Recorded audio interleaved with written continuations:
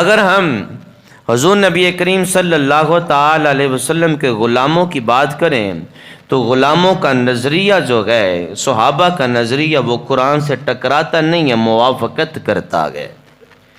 جیسے اللہ نے پاک کلام کے اندر حضور کی شانوں کو، حضور کی عظمتوں کو بیان فرمایا، وہی عظمتیں، وہی شانیں حضور کے غلام صحابہ کی زبانوں پر بھی موجود ہیں۔ اگر حضرت علی پاک رضی اللہ تعالیٰ عنہ کی بات کی جائے، حضرت علی پاک رضی اللہ تعالیٰ عنہ فرماتے ہیں حضور کی شان یہ ہے، حضور کا مقام یہ ہے، حضور کا مرتبہ یہ ہے۔ فرماتے ہیں لم ارا قبلہ ولا بعدہ مثلہ علیہ السلام۔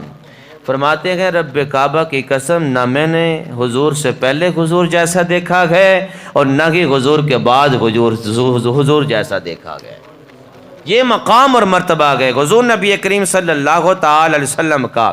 اگر حضرت ابو ہریرہ رضی اللہ تعالیٰ عنہ کے عقیدے کی بات کریں تو حضرت ابو ہریرہ بھی فرماتے ہیں لم ارا مثلہ، میں نے حضور جیسا نہیں دیکھا، میں نے حضور جیسا نہیں دیکھا۔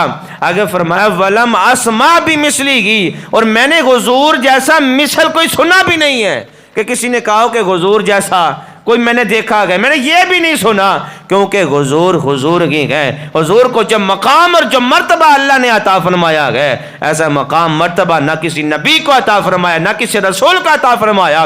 حضور جیسا مقام مرتبہ نہ کسی نبی کے پاس ہے، نہ کسی رسول کے پاس ہے، تو عام بندہ حضور جیسا کیسا ہو سکتا ہے؟ یہ تو پھر خام خیالی ہے نا۔ جس نے حضور کی محبت کو سینوں میں جگہ دے لی، رب کعبہ کی قسم اس سینے جیسا سینہ نہیں ہے۔ جب وہ بندہ قبر میں جائے گا، اس بندے کی قبر جیسی کوئی قبر نہیں ہے۔ جب کل قیامت کے دہاڑے یہ غلام ہو جائے گا، کل قیامت کے دہاڑے اس غلام جیسا کوئی غلام نہیں ہے۔ بس ایک ہی چیز ہے کہ حضور سے وفا کر کے جائیں اور حضور کی محبت سے اپنے سینوں کو منور کر کے جائیں، تو پھر حضور یہاں پر بھی راضی ہوں گے۔ جب قبر میں جائیں گے تو حضور کی پہچان بھی ہوگی، حضور قبر میں بھی راضی ہو جائیں گے۔ جب حشر کا دہاڑا ہوگا تو حضور دیکھ کر فرمائیں گے میرا غلام آ رہا ہے۔